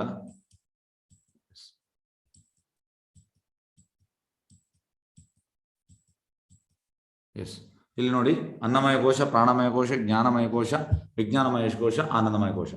ಕಲಿಯುಗ ಅಂದ್ರೆ ಪ್ರಭುಪಾದ ಹೇಳ್ತಾರೆ, ಮೆಜಾರಿಟಿ ಅನ್ನಮಯ ಕೋಶದಲ್ಲಿ ಇದ್ದಾರೆ, ಮೆಜಾರಿಟಿ. ಮತ್ತೆ ಸ್ವಲ್ಪ ಪರ್ಸೆಂಟೇಜ್ ಪ್ರಾಣಮಯ ಕೋಶದಲ್ಲಿದ್ದಾರೆ. ಮತ್ತೆ ಇದು ತುಂಬಾ ಕಡಿಮೆ ಪರ್ಸೆಂಟ್ ಇದು ಜ್ಞಾನಮಯ ಕೋಶದಲ್ಲಿದ್ದಾರೆ, ತುಂಬಾ ಕಡಿಮೆ. ಮತ್ತೆ ಈ ಪರ್ಸೆಂಟೇಜ್ ಅಲ್ಲಿ ಇಲ್ಲವೇ ಇಲ್ಲ ವಿಜ್ಞಾನಮಯ ಕೋಶ ಇಲ್ಲ, ಅನ್ನಮಯ ಕೋಶ ಇಲ್ಲ. ಈಗ ಅನ್ನಮಯ ಕೋಶ ಅಂದ್ರೆ ಅಂತ, ಅನ್ನಮಯ ಕೋಶ ಅಂದ್ರೆ ತಮೋಗುಣ. ಅವ 3 ಹೊತ್ತು ಅವನಿಗೆ ತಿನ್ಲಿಕ್ಕೆ ಸಿಕ್ಕಿದ್ರೆ ಸಾಕು. ಈಗ ನಾಯಿ ನೋಡಿ, ಈಗ ನಿಮ್ಮ ಮನೆಗೆ ಬರ್ತದೆ, ನೆಕ್ಸ್ಟ್ ಇನ್ನೊಂದು ಮನೆಗೆ ಹೋಗ್ತದೆ, ಒಟ್ಟು ಅದಕ್ಕೆ ತಿನ್ಲಿಕ್ಕೆ ಸಿಕ್ಕಿದ್ರೆ ಸಾಕು, ಎಲ್ಲಿ ಬೇಕಾದ್ರೂ ಮಲಗ್ತದೆ, ಎಂತ ಬೇಕಾದ್ರೂ ಮಾಡ್ತಾ ಇರ್ತದೆ. ಮಧ್ಯರಾತ್ರಿ ಎಲ್ಲ ಈ ಹೆಣ್ಣು ನಾಯಿ ನೋಡ್ಕೊಂಡು ಹೋಗಿ ಗೊಬ್ಬೆ ಹೊಡ್ತಾ ಇರ್ತದೆ ಸೆಕ್ಸಿಗೆ. ಹಾಗಾಗಿ ಕಲಿಯುಗದಲ್ಲಿ ಪ್ರಭುಪಾದ ಹೇಳ್ತಾರೆ, ಮೆಜಾರಿಟಿ ಈ ಅನ್ನಮಯ ಕೋಶದಲ್ಲಿ ಇದ್ದಾರೆ. ತಮೋಗುಣ ಅಂದ್ರೆ ಎಲ್ಲ ಬೇಡದು ಮಾಡುವಂಥದ್ದು, ಮತ್ತೆ ತಿನ್ಲಿಕ್ಕೆ ಸಿಕ್ಕಿ ಸಾಕು, ರೆಸ್ಪಾನ್ಸಿಬಿಲಿಟಿ ಏನಿಲ್ಲ. ನೆಕ್ಸ್ಟ್ ಬರುವಂತಹದ್ದು ಪ್ರಾಣಮಯ ಕೋಶ. ಪ್ರಾಣಮಯ ಕೋಶ ಅಂದ್ರೆ ಪ್ರಭುಪಾದ ಹೇಳ್ತಾರೆ, ಸಮ್ ಪಾರ್ಟ್ ಆಫ್ ಪಾಪ್ಯುಲೇಷನ್ ಈ ಇದರಲ್ಲಿ ಇದ್ದಾರೆ. ಪ್ರಾಣಾಯಾಮ ಕೋಶ ಅಂದ್ರೆ ರಜೋಗುಣ, ಅವನ ಪ್ರಾಣವನ್ನು ಕಾಪಾಡುವಂಥ. ರಜೋಗುಣ ಅಂದ್ರೆ ಅವ ಬೇಡದು ಮಾಡೋದಿಲ್ಲ. ಈ ಅನ್ನಮಯ ಕೋಶದ ಮಾಡಿದವಗೆ ಬೇಡದು ಮಾಡೋದಿಲ್ಲ, ಅಂದ್ರೆ ಪಾಪ ಕ್ರಿಯೆ ಮಾಡೋದಿಲ್ಲ. ಮತ್ತೆ ಎಂತ ಮಾಡ್ತಾನೆ ಇಲ್ಲಿ ಕೆಲಸ ಕೆಲಸ ಕೆಲಸ ಕತ್ತೆ ತರ 15 ಗಂಟೆ 16 ಗಂಟೆ 18 ಗಂಟೆ ಕೆಲಸ ಮಾಡುವಂಥದ್ದು. 18 ಗಂಟೆ ಕೆಲಸ ಮಾಡಿ ಎಂತ ಆಗ್ತದೆ ಲಾಸ್ಟಿಗೆ? ಕಡೆಗೆ ಪ್ರಬೋಧ ಹೇಳ್ತಾರೆ, ರಾತ್ರಿ ಬಂದು ತಿನ್ನುವುದು 2 ಚಪಾತಿ. 100 ಚಪಾತಿ ಅಂತಾನೆ ಇಲ್ಲ, ತಿನ್ನುವುದು 2 ಚಪಾತಿ. ಹಾಗಾಗಿ ರಜೋಗುಣ, ಈ ಇದಕ್ಕೆ ಹೇಳೋದು ರಜೋಗುಣ. ಈ ಪ್ರಾಣಮಯ ಕೋಶ ಅಂದ್ರೆ ಒಳ್ಳೆ ಕಲಿತಾನೆ. ಈಗ ಸಪೋಸ್ ಒಂದು ಡಾಕ್ಟರ್, ಇಲ್ಲದ ಒಬ್ಬ ವಿಜ್ಞಾನಿ ಸೈಂಟಿಸ್ಟ್, ಇಲ್ಲದ IAS ಒಳ್ಳೆ ಕಲಿತಾನೆ. ಒಳ್ಳೆ ಕಲಿತ ಮೇಲೆ ಅವನಿಗೆ ಒಳ್ಳೆ ಒಂದು ಜಾಬ್ ಸಿಗ್ತದೆ, ಅವನ ಲೈಫ್ ಸೆಟಲ್ಡ್. ಎಲ್ಲ ಹೇಳ್ತಾರೆ ಲೈಫ್ ಸೆಟಲ್ಡ್, ಎಂತ ಸೆಟಲ್ಡ್? ನೆಕ್ಸ್ಟ್ ಇರುವ ಯಾವುದು? ಓಲ್ಡ್ ಏಜ್ ಉಂಟು, ರೋಗ ಉಂಟು, ಲೈಫ್ ಎಲ್ಲಿಗೆ ಸೆಟಲ್ಡ್? ಮತ್ತೆ ಈ ತ್ರಿವಿಧ ಕ್ಲೇಶ ಉಂಟು, ಆದಿದೈವಿಕ, ಆಧ್ಯಾತ್ಮಿಕ, ಆದಿಭೌತಿಕ. ಲೈಫ್ ಸೆಟಲ್ಡ್ ಅಲ್ಲ, ಅಂದ್ರೆ ಜನರಿಗೆ ಲೈಫ್ ಸೆಟಲ್ಡ್ ಅಂತ ಅವರು ಹೇಳ್ತಾರೆ. ಹಾಗೆ ಇಲ್ಲಿ ನೋಡಿ, ಪ್ರಾಣಾಯಾಮ ಕೋಶದಲ್ಲಿ ಒಳ್ಳೆ ಕಲಿತಾನೆ, ಒಳ್ಳೆ ಒಂದು ಕೆಲಸ ಸಿಗ್ತದೆ, ಒಂದು ಒಳ್ಳೆ ಹುಡುಗಿಯನ್ನು ಮದುವೆ ಆಗ್ತಾನೆ. ಮದುವೆ ಆದ್ಮೇಲೆ ಅವನಿಗೆ ಮಕ್ಕಳಾಗ್ತದೆ, ಒಂದು ಒಳ್ಳೆ ಮನೆ ಕಟ್ತಾನೆ, ಒಳ್ಳೆ ಗಾಡಿ ತೆಗಿತಾನೆ, ಮತ್ತೆ ಎಲ್ಲರೂ ಅವನಿಗೆ ಕ್ಲಾಪ್ ಹೊಡಿತಾರೆ. ಎಸ್, ಶಬಾಷ್, very good, very good, very good, yes yes ಅಂತ. ಎಲ್ಲಿ ಹೋದಲ್ಲೂ ಕೂಡ ಅವನಿಗೆ ಸನ್ಮಾನ ಎಲ್ಲ ಆಗ್ತದೆ. ಆದ್ರೆ ಇದು ಆಧ್ಯಾತ್ಮಿಕ ಪ್ರಕಾರ ಇದು ಪ್ರಾಣಾಯಾಮ ಕೋಶ ಅಂದ್ರೆ ಸೆಕೆಂಡ್ ಸ್ಟೇಜಲ್ಲಿ ಉಂಟು, ಅಂದ್ರೆ ತುಂಬಾ ಕೆಳಗೆ ಉಂಟು. ಸೆಕೆಂಡ್ ಸ್ಟೇಜ್ ಅಲ್ಲ, ಫಸ್ಟ್ ಸ್ಟೇಜ್ ಆನಂದ, ಸೆಕೆಂಡ್, ಥರ್ಡ್, ಫೋರ್ತ್ ಸ್ಟೇಜ್ ಅಲ್ಲಿ ಉಂಟು. ಫಿಫ್ತ್ ಸ್ಟೇಜ್ ಅಲ್ಲಿ ಇರುವಂತಹ ಅನ್ನಮಯ ಕೋಶ. ಆದ್ರೆ ಸಮಥಿಂಗ್ ಇಸ್ ಬೆಟರ್, ಅಂದ್ರೆ ಇವನಿಗಿಂತ ಆಗ್ಬೋದವ, ಯಾರು ಅನ್ನಮಯ ಕೋಶಕ್ಕಿಂತ ಆಗ್ಬೋದು. ಅವು ತಮಗುಣ, ಇವ ರಜೋಗುಣ, ಪ್ಯಾಷನ್. ನೆಕ್ಸ್ಟ್ ಬರುವಂಥದ್ದು ಜ್ಞಾನಮಯ ಕೋಶ. ಜ್ಞಾನಮಯ ಕೋಶ ಅಂದ್ರೆ ಎಂತ? ಜ್ಞಾನಮಯ ಕೋಶ ಅಂದ್ರೆ ಎಕ್ಸಾಂಪಲ್, ಈ ವಿಜ್ಞಾನಿಗಳು, ಕವಿಗಳು, ಅವರೆಲ್ಲ ಸ್ವಲ್ಪ ಕೆಲಸ ಮಾಡ್ತಾರೆ. ಅಂದ್ರೆ ಲೆಕ್ಕದ ಕೆಲಸ ಮಾಡಿ ಎಂತ ಮಾಡ್ತಾರೆ? ಯಾವಾಗಲೂ ಓದ್ತಾ ಇರ್ತಾರೆ. ಓದುವುದು ದೇವರಿಗೆ ರಿಲೇಟೆಡ್ ಅಲ್ಲ, ಅದು ಕೂಡ ಓದ್ತಾ ಇರ್ತಾರೆ. ಓದುದು ಒಂದು ಅವರಿಗೆ ಅಭ್ಯಾಸ ಇರ್ತದೆ. ಅದಕ್ಕೆ ಹೇಳುವಂಥದ್ದು, ಈ ವಿಜ್ಞಾನಿಗಳು, ಜ್ಞಾನಿಗಳು ಕೃಷ್ಣ ಪ್ರಜ್ಞೆ ತಗೊಂಡ್ರೆ ತುಂಬಾ ಅನುಕೂಲ ಆಗ್ತದೆ. ಯಾಕೆ? ಪ್ರಭುಪಾದ ಹೇಳ್ತಾರೆ, ಯಾಕೆಂದ್ರೆ ಅವ್ರಿಗೆ ಆಲ್ರೆಡಿ ಓದುವಂತ ಒಂದು ಹವ್ಯಾಸ ಇರ್ತದೆ. ಮತ್ತೆ ಇದನ್ನು ಓದಿದ್ರೆ ಅವರು ರ್ಯಾಪಿಡ್ ಪ್ರೋಗ್ರೆಸ್ ಆಗ್ತಾರೆ. ಮತ್ತೆ ತುಂಬಾ ಅವರು ಸತ್ವಗುಣ, ತುಂಬಾ ಪೀಸ್, ಸೈಲೆಂಟ್ ಇರ್ತಾರೆ. ಇದು ಹೇಳುವಂಥದ್ದು ಮನೋಮಯ ಕೋಶ. ನೆಕ್ಸ್ಟ್ ಬರುವಂಥದ್ದು ವಿಜ್ಞಾನಮಯ ಕೋಶ. ವಿಜ್ಞಾನಮಯ ಕೋಶ ಅಂದ್ರೆ ಇಲ್ಲಿ ನಾನು ಯಾರು, ದೇವರು ಯಾರು, ಪ್ರಕೃತಿ ಅಂತ ಇದೆಲ್ಲ ತಿಳಿತಾನೆ, ತಿಳಿದು ಸೀರಿಯಸ್ ಆಗ್ತಾನೆ. ಅದಕ್ಕೆ ಹೇಳುವಂಥದ್ದು ವಿಜ್ಞಾನಮಯ ಕೋಶ. ನೆಕ್ಸ್ಟ್ ಬರುವಂಥದ್ದು ಇದು ಶುದ್ಧ ಸತ್ವ. ನೋಡಿ, ಇದು ಸತ್ವಗುಣ, ಇದು ಶುದ್ಧ ಸತ್ವ. ಅಂದ್ರೆ ಇವ ಟೋಟಲ್ ಕೃಷ್ಣನ್ ಪ್ರೊಟೆಕ್ಷನ್ ಅಲ್ಲಿ ಇರ್ತಾನೆ. ಇದು ಅಂದ್ರೆ ಮಹಾಮಾಯ ಅಂದ್ರೆ ದೇವಿಯ ಪ್ರೊಟೆಕ್ಷನ್. ಇದು ಕೃಷ್ಣನ ಪ್ರೊಟೆಕ್ಷನ್ ಅಲ್ಲ. ಇವರು ಮೂವರು ದೇವಿಯ ಪ್ರೊಟೆಕ್ಷನ್ ಅಲ್ಲಿ. ಯಾಕಂದ್ರೆ ತಮಗುಣ, ಸತ್ವಗುಣ, ರಜಗುಣ, ದೇವಿ ಪ್ರೊಟೆಕ್ಷನ್. ವಿಜ್ಞಾನಮಯ ಕೋಶ. ನೆಕ್ಸ್ಟ್ ಬರುವಂಥದ್ದು ಆನಂದಮಯ ಕೋಶ. ಆನಂದಮಯ ಅಂದ್ರೆ ಟೋಟಲ್ ಬ್ಲಿಸ್, ಯಾವ ಖುಷಿಯಲ್ಲಿ ಇರ್ತಾನೆ. ಹಾಗೆ ಪ್ರಭುಪಾದ ಹೇಳ್ತಾರೆ, ಕೃಷ್ಣ ಪ್ರಜ್ಞೆಯ ಕೆಲಸ ಎಂತ ಅಂದ್ರೆ ಅನ್ನಮಯ ಕೋಶದವನನ್ನು, ಪ್ರಾಣಮಯ ಕೋಶದವನು, ಜ್ಞಾನಮಯ ಕೋಶದವನು ಈ ಆನಂದಮಯ ಕೋಶಕ್ಕೆ ತರುವಂಥದ್ದು ಈ ಕೃಷ್ಣ ಪ್ರಜ್ಞೆಯ ಉದ್ದೇಶ. ಪಂಚಮಹಾಭೂತಗಳು ಅಹಂಕಾರ, ಬುದ್ಧಿ, ಅವ್ಯಕ್ತವಾದ 10 ಇಂದ್ರಿಯಗಳು ಮತ್ತು ಮನಸ್ಸು, 5 ಇಂದ್ರಿಯ ವಿಷಯಗಳು, ಬಯಕೆ, ದ್ವೇಷ, ಸುಖ, ದುಃಖ, ಮೋಹ, ಚೇತನ, ಧೃತಿ, ಸಂಕ್ಷೇಪ ಇವನ್ನು ಕ್ಷೇತ್ರ ಮತ್ತು ಅದರ ಪರಸ್ಪರ ಪ್ರತಿಕ್ರಿಯೆಗಳು ಎಂದು ಪರಿಗಣಿಸುತ್ತಾರೆ. ನೋಡಿ, ಇದನ್ನು ಹೇಗೆ ತಿಳಿಯುವಂಥದ್ದು? ಇದೆಂತ ಅಂದ್ರೆ ಟೋಟಲ್ ಇದು ಸಾಂಖ್ಯ ಹೇಳ್ತಾರೆ. ಇದಕ್ಕೆ ಸಾಂಖ್ಯದಲ್ಲಿ 24 ಎಲಿಮೆಂಟ್ ಉಂಟು. 24 ಎಲಿಮೆಂಟ್. 24 ಎಲಿಮೆಂಟ್ ಅಲ್ಲಿ ಫಸ್ಟಿಗೆ ಭೂಮಿ, ಅಪೋ, ನಲೋ, ವಾಯು, ಕಮ್ ಅಂದ್ರೆ ಅರ್ತ್, ವಾಟರ್, ಫೈರ್, ಹೇರ್ ಮತ್ತೆ ಈಥರ್, ಸ್ಪೇಸ್. ಮತ್ತೆ ಬರುವಂಥದ್ದು ನೆಕ್ಸ್ಟ್ ಅಹಂಕಾರ, ಬುದ್ಧಿ, ಮನಸ್ಸು. ಅಹಂಕಾರ, ಬುದ್ಧಿ, ಮನಸ್ಸು, ಅಲ್ಲಿಗೆ 8 ಆಯ್ತು. ಮತ್ತೆ ಈ ಅವ್ಯಕ್ತವಾದಂದ್ರೆ ಅಹಂಕಾರ, ಬುದ್ಧಿ, ಮನಸ್ಸು. ನೆಕ್ಸ್ಟ್ ಬರುವಂತದ್ದು ಯಾವುದು? ಗುಣ, 9 ಆಯ್ತು. ಈ 3 ಗುಣ, ಸತ್ವಗುಣ, ರಜಗುಣ, ತಮಗುಣ ಅಂದ್ರೆ ಮಹಾತತ್ವ. ನೆಕ್ಸ್ಟ್ ಬರುವಂತದ್ದು 9 ಈ ಪಂಚೇಂದ್ರಿಯಗಳು, ಕಣ್ಣು, ಕಿವಿ, ಮೂಗು, ಬಾಯಿ, ಚರ್ಮ. 14 ಮತ್ತೆ ಬರುವಂಥದ್ದು ಜ್ಞಾನೇಂದ್ರಿಯ, ಕಣ್ಣಿನಿಂದ ರೂಪ, ಕಿವಿಯಿಂದ ಶಬ್ದ, ಮೂಗಿನಿಂದ ಗಂಧ, ಬಾಯಿಂದ ರುಚಿ, ಚರ್ಮದಿಂದ ಸ್ಪರ್ಶ. ಅಲ್ಲಿಗೆ 19 ಮತ್ತೆ ಬರುವಂಥದ್ದು 5 ಕರ್ಮೇಂದ್ರಿಯಗಳು, ಕೈ ಕೆಲಸ ಮಾಡಲಿಕ್ಕೆ, ಕಾಲು ನಡೆದಾಡಲಿಕ್ಕೆ, ಬಾಯಿ ಮಾತನಾಡಲಿಕ್ಕೆ, ಮತ್ತೆ ನಮ್ಮ ಜನನಾಂಗ, ಮತ್ತೆ ನಾವು ಮಲ ವಿಸರ್ಜನೆ ಮಾಡುವಂಥದ್ದು. ಅಲ್ಲಿಗೆ 24 ಇದಕ್ಕೆ ಹೇಳುವಂಥದ್ದು ಸಾಂಖ್ಯ 24ಗೆ. ಆದರೆ ಈ ಸಾಂಖ್ಯಕ್ಕೆ ನಾವು 25 ಆತ್ಮ, 26 ಪರಮಾತ್ಮ ಕನೆಕ್ಟ್ ಮಾಡಿದರೆ ಮಾತ್ರ ಅದರ ಸರಿಯಾದ ಪ್ರಯೋಜನ ಆಗ್ತದೆ.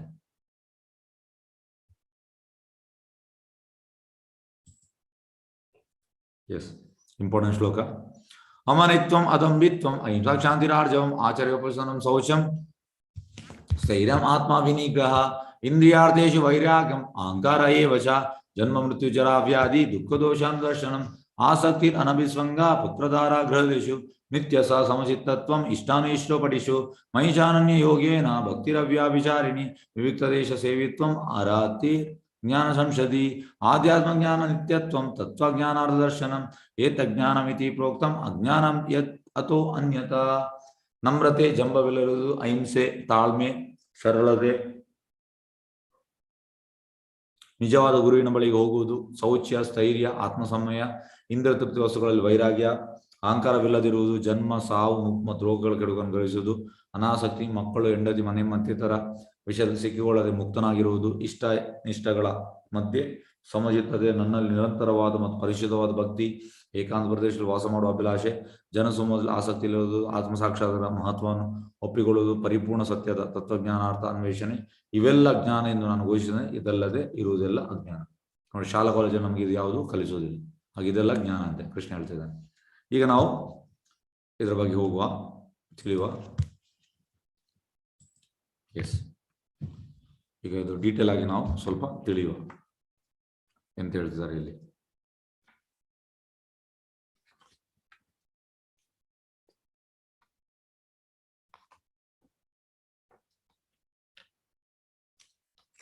ಎಸ್, ಫಸ್ಟಿಗೆ ನೋಡಿ,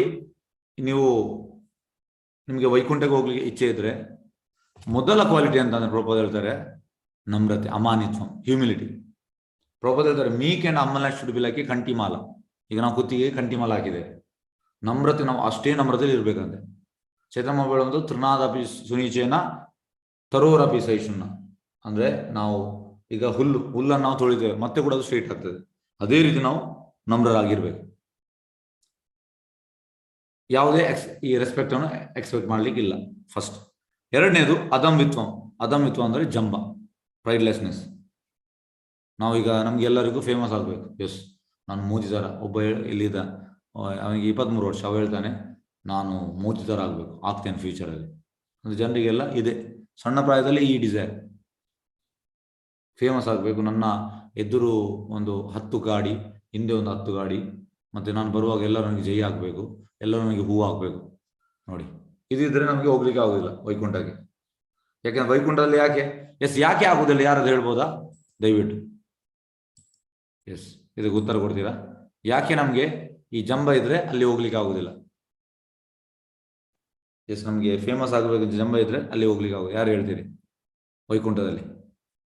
ಎಸ್, ಹರೇ ಕೃಷ್ಣ. ಅನ್ಮ್ಯೂಟ್ ಮಾಡಿದ್ದೇನೆ, ದಯವಿಟ್ಟು ಹೇಳ್ಬೋದು. ಹರೇ ಕೃಷ್ಣ. ನಾನೇ ಉತ್ತಮ ಅನ್ನುವಂತ ಭಾವನೆ ಇದ್ದಾಗ ಬೇರೆಯವರನ್ನ ನಮಗಿಂತ ಉತ್ತಮರು ಅಂತ ಎಲ್ಲಿ ಹೋಗಿ ನೋಡಲು ಸಾಧ್ಯವಿಲ್ಲ ಅನ್ಸುತ್ತೆ. ಓಕೆ, ಎಸ್, ಬೇರೆ ಯಾರು ಹೇಳ್ಬೋದಾ? ಫೇಮಸ್ ಕೃಷ್ಣ ಒಬ್ನೇ. Very good, very good. Yes, good answer. ಯಾಕೆಂದ್ರೆ ವೈಕುಂಠದಲ್ಲಿ ಎಂಜಾಯರ್ ಕೃಷ್ಣ, ಅವನೇ ಫೇಮಸ್ ಅಲ್ಲಿ. ಎಲ್ಲರೂ ಅವನ ಸೆಂಟರ್. ಅಂದ್ರೆ ಈಗ ನೋಡಿ, ಈ ರಾಧಾರಾಣಿ ತುಂಬಾ ಕೃಷ್ಣನಿಗೆ ಇಚ್ಛೆ, ಮತ್ತೆ ಎಲ್ಲ ಸೇವೆ ಅವಳೇ ಮಾಡೋದಂತೆ. ಈ ಲಲಿತಾ ಮತ್ತೆ ವಿಶಾಖ ಯಾವಾಗಲೂ ಒಟ್ಟಿ ಇರುವಂತದ್ದು. ಅಂದ್ರೆ ಒಬ್ಬಳು ಕೃಷ್ಣ ಸೈಡ್ ಇರುವಂತ ಲಲಿತಾ, ವಿಶಾಖ ರಾಧಾರಾಣಿ ಸೈಡಲ್ಲಿ. ಆದ್ರೆ ಅವರು ಕೂಡ ರಾಧಾರಾಣಿಗೆ ಅಸಿಸ್ಟ್ ಮಾಡುವಂಥದ್ದು ಅಂತ ಮೂಡ್. ಹಾಗಾಗಿ ಅಲ್ಲಿ ಈ ರೀತಿ ಅಂದ್ರೆ ಎಂಜಾಯ್ಮೆಂಟ್ ಕೃಷ್ಣ ನೀನು ಮಾಡುವಂತ, ನೀನು ಎಂಜಾಯ್ಮೆಂಟ್ ನೋಡ್ತೇವೆ. ಹಾಗೆ ನಮಗೆ ಅಲ್ಲಿ ಹೋಗ್ಲಿಕ್ಕೆ ಆಗುದಿಲ್ಲ. ನೋಡಿ, ನಮ್ರತೆ ಮತ್ತೆ ಅಮಾನಿತ್ವ, ಅದು ತುಂಬಾ ಮುಖ್ಯ. ತುಂಬ ನಮ್ರಾಗಿರೋ ಮತ್ತೆ ಜಂಬ ಇರಬಾರ್ದು, ಪ್ರೈಡ್ಲೆಸ್ನೆಸ್. ಮತ್ತೆ ಬರುವಂತಹದ್ದು ಅಹಿಂಸಾ. ಅಹಿಂಸಾ ಅಂದ್ರೆ ಅಂತ, ಅಹಿಂಸಾ ಅಂದ್ರೆ ನಾನ್ ವೈಲೆನ್ಸ್. ಪ್ರಭು ಹೇಳುವಂಥದ್ದು, ಈ ರಾಜಕಾರಣಿಗಳು ನಮ್ಮನ್ನು ಕೃಷ್ಣನ ದೂರ ಇಟ್ಟಿದ್ದಾರೆ, ಅದೇ ನಾನ್ ವೈಲೆನ್ಸ್ ಅಂತ ಪ್ರಭು ಹೇಳ್ತಾರೆ. ಯಾಕಂದ್ರೆ ಎಲ್ಲಾ ಜೀವಿಗಳಿಗೆ ಕೃಷ್ಣನಿಗೆ ಸೇವೆ ಮಾಡುವಂತ ಇಚ್ಛೆ ಉಂಟು, ಆದ್ರೆ ನಮ್ಮನ್ನು ದೂರ ಇಟ್ಟಿದ್ದಾರೆ. ಇಲ್ಲಿ ಕೇರಳದಲ್ಲಿ ನಮ್ಮೊಬ್ಬರು ಡಿಯೋಡಿ ಇದ್ದಾರೆ, ಓಪನ್ ಸ್ಪೀಚ್ ಕೊಡುವುದಂತೆ ಅವರು. ಅಂದ್ರೆ ದೇವರು ಎಲ್ಲಿದ್ದಾರೆ, ನಾವು ನಿಮ್ಗೆಲ್ಲ ಕೊಡುವಂಥದ್ದು, ನಾವು ದೇವರು. ಅಂದ್ರೆ ಈಗದು ಪ್ರೆಸೆಂಟ್ ಗೌರ್ಮೆಂಟ್ ಎಣಿಸಿ ಯಾವ ಲೆವೆಲ್ಗೆ ಬಂದಿದೆ. ಆದ್ರೆ ಯಾರು ಪೊಲಿಟಿಷಿಯನ್ ಯಾರು ಹೇಳಿದಾನೆ ಸ್ಪೀಚ್ ಕೊಟ್ಟವ, ಅವನ ಮನೆಯದು ಎಲ್ಲ ಪ್ರೋಗ್ರಾಮ್ ಆಗುವಂತ ಗುರುವಾಯೂರಲ್ಲಿ. ಅಂದ್ರೆ ಅವನ ಹೆಂಡತಿ ಕೃಷ್ಣನ ಭಕ್ತ. ಆದ್ರೆ ಜನರನ್ನವರು ಮಂಗೆ ಮಾಡುವಂಥದ್ದು. ಮತ್ತೆ ಜನರು ದೇವರಿಲ್ಲ ಬೇಡ. ಹಾಗೆ ರಾಜಗಳು ನಮ್ಮನ್ನು ದೇವರಿಂದ ದೂರ ಇಟ್ಟಿದ್ದಾರೆ, ದೊಡ್ಡ ಸಮಸ್ಯೆ. ಎಸ್. ನೆಕ್ಸ್ಟ್ ಬರುವಂತದ್ದು ಶಾಂತಿ. ಶಾಂತಿ ಅಂದ್ರೆ ನಾವು ಟಾಲರೇಟ್ ಮಾಡಬೇಕು, ಸಹಿಷ್ಣುತೆ. ಹೀಗೇಕಂದ್ರೆ ಮರವನ್ನು ನಾವು ಕಡಿತೇವೆ ನೋಡಿ, ಮರ ನಮ್ಗೆ ಯಾವಾಗಲೂ ಹೆಲ್ಪ್ ಮಾಡುವಂಥದ್ದು. ಎಂತೆಲ್ಲ ಮಾಡ್ತದೆ, ಚಾಯ್ ಕೊಡ್ತದೆ, ಫ್ರೂಟ್ಸ್ ಕೊಡ್ತದೆ, ಇನ್ನೊಂದು ಕೊಡ್ತದೆ, ಅದು ನಾವು ಕಡಿತೇವೆ, ಮತ್ತೆ ಕುಡಿಸಿ ಕೊಡ್ತದೆ. ಆ ರೀತಿ ನಾವು ಇರಬೇಕು. ಆರ್ಜವ ಅಂದ್ರೆ ಸಿಂಪ್ಲಿಸಿಟಿ, ತುಂಬಾ ಸ್ಟ್ರೈಟ್ ಫಾರ್ವರ್ಡ್ ಇರಬೇಕು. ಈ ನಮ್ಮ ಯಾರಾದ್ರೂ ಶತ್ರು ಬಂದು ಕೂಡ ಅವನಿಗೆ ಕೂಡ ಒಂದು ಸತ್ಯ ಹೇಳ್ಬೇಕು. ಹೇಗೆಂದ್ರೆ ನಿಮ್ಮ ಮನೇಲಿ ಈಗ ನಿಮ್ಮ ಗೋಡ್ರೇಜ್ ಅಲ್ಲಿ ಒಂದು 1 kg ಗೋಲ್ಡ್ ಉಂಟು. ಈಗ ನೀವು ಹೇಳ್ತೀರಾ, ನಿಮ್ಮ ಈಗ ಎನಿಮಿ ಬಂದ್ರೆ, ಶತ್ರು ಬಂದ್ರೆ ನೀವು ಹೇಳ್ತೀರಾ ಅದರಲ್ಲಿ ಉಂಟಾ ಅಂತ? ನೀವು ಹೇಳೋದಿಲ್ಲ. ಯಾಕೆ ಹೇಳೋದಿಲ್ಲ? ಹೇಗೆ ನಾವು ಭಕ್ತರಾಗಲಿಲ್ಲ. ಈಗ ಶುದ್ಧ ಭಕ್ತರಾದ ಮೇಲೆ ಅವ ಹೇಳ್ತಾನೆ, ಯಾಕಂದ್ರೆ ಅವ ಹೇಳ್ತಾನೆ ಎಲ್ಲ ಕೃಷ್ಣ ಕಂಟ್ರೋಲ್ ಇರುವಂಥದ್ದು. ಕೃಷ್ಣನಿಗೆ ಇಚ್ಛೆ ಇದ್ರೆ ಅದು ಹೋಗ್ತದೆ, ಇಲ್ಲದ್ರೆ ಇರ್ತದೆ. ಟೋಟಲ್ ಅಂದ್ರೆ ಮತ್ತೆ ಅವ ಅದಕ್ಕೆ ಅಟ್ಯಾಚ್ ಕೂಡ ಆಗಿಲ್ಲ. ಇದು ಶುದ್ಧ ಭಕ್ತನ ಲಕ್ಷಣ, ಟೋಟಲ್. ಹಾಗಾಗಿ ಸ್ಟ್ರೈಟ್ ಫಾರ್ವರ್ಡ್ ಇರಬೇಕು, ಸಿಂಪ್ಲಿಸಿಟಿ, ಆರ್ಜವ. ಮತ್ತೆ ಬರುವಂತ ಆಚಾರ್ಯೋಪಾಸನ. ಆಚಾರ್ಯವನ್ನು ನಮಗೆ ಸರಿಯಾದ ಬೋನಫೈಡ್ ಗುರು ಬೇಕು. ದಿಸ್ ಈಸ್ ಎಸೆನ್ಷಿಯಲ್ ನೋಡಿ. ಎಸೆನ್ಷಿಯಲ್ ಅಂದ್ರೆ ಬೇಕೇ ಬೇಕು. ಮತ್ತೆ ಶೌಚಂ ಅಂದ್ರೆ ಕ್ಲೀನ್ನೆಸ್ ಅಂದ್ರೆ ಅಂತ 2 ರೀತಿ. ಒಂದು ನಾವು ಸ್ನಾನ ಮಾಡ್ತೇವೆ ಬೆಳಿಗ್ಗೆ ಸಂಜೆ, ಮತ್ತೆ ಈ ಒಳಗೆ ಶೌಚಂ ಅಂದ್ರೆ ನಮ್ಮ ಒಳಗೆ ಕಲ್ಮಶ ಉಂಟು, ಕಾಮ, ಕ್ರೋಧ, ಲೋಭ, ಮದ, ಮೋಹ, ಮತ್ಸರ್ಯ. ಇದು ಹೋಗ್ಬೇಕು. ನಾವು ಜಪ ಮಾಡ್ಬೇಕು, ಜಪದಿಂದ ಒಳಗೆ ಕ್ಲೀನ್ ಆಗ್ತದೆ. ಮತ್ತೆ ಸ್ಥೈರ್ಯಂ ಅಂದ್ರೆ ಸ್ಟಡಿನೆಸ್. ಎಸ್, ನಾನು ಆಧ್ಯಾತ್ಮಿಕದಲ್ಲಿ ಪ್ರೋಗ್ರೆಸ್ ಆಗ್ತೇನೆ, ಇದಿರ್ಬೇಕು ನಮ್ಮ ತಲೆಯಲ್ಲಿ. ಮತ್ತೆ ಆತ್ಮ ವಿನಿಗ್ರಹ ಅಂದ್ರೆ ಸೆಲ್ಫ್ ಕಂಟ್ರೋಲ್. ಯಾವುದೆಲ್ಲ ಕೃಷ್ಣ ಪ್ರಜ್ಞೆಗೆ ಸಹಾಯ ಮಾಡೋದಿಲ್ಲ ಅದನ್ನು ನಾವು ರಿಜೆಕ್ಟ್ ಮಾಡಬೇಕು. ಮತ್ತೆ ನೆಕ್ಸ್ಟ್ ಬರುವಂತಹದ್ದು ಇಂದ್ರಿಯಾರ್ಥೇಶು ವೈರಾಗ್ಯ. ಅಂದ್ರೆ ಈ ಇಂದ್ರಿಯ ಸುಖ ವಸ್ತುಗಳನ್ನು ನಾವು ಬಿಡ್ಬೇಕು. ಹೇಗೆ ನಮ್ಮ ದೇಹಕ್ಕೆ ಎಷ್ಟು ಬೇಕೋ ಅಷ್ಟನ್ನು ನಾವು ಮಾಡಬೇಕು ಹೊರತು ಅನ್ವಾಂಟೆಡ್ ನಾವು ಇಂದ್ರಿಯ ಸುಖ ಮಾಡಬಾರ್ದು. ನೆಕ್ಸ್ಟ್ ಬರುವಂತಹದ್ದು ಅಹಂಕಾರ ಏವಚ. ಅಂದ್ರೆ ಅಹಂಕಾರ ಇರ್ಬೋದು, ತಪ್ಪು ಅಹಂಕಾರ ಇರಬಾರ್ದು. ಈಗ ಹನುಮಾನಿಗೆ ಅಹಂಕಾರ ಇತ್ತು, ಎಂತ, ನಾನು ರಾಮನ ಸೇವಕ, ಹಾಗೆ ಲಂಕೆಯನ್ನು ಸುಟ್ಟು ಭಸ್ಮ ಮಾಡಿದ, ಅದು ಓಕೆ. ಆದ್ರೆ ತಪ್ಪು ಅಹಂಕಾರ, ನಾನು ಯಜಮಾನ, ಇದು ತಪ್ಪು ಅಹಂಕಾರ. ಹಾಗಾಗಿ ತಪ್ಪು ಅಹಂಕಾರ ಇರಬಾರ್ದು. ಮತ್ತೆ ಜನ್ಮ ಮೃತ್ಯು ಜರಾವ್ಯಾಧಿ ದುಃಖ ದೋಷಗಳು ದರ್ಶನ.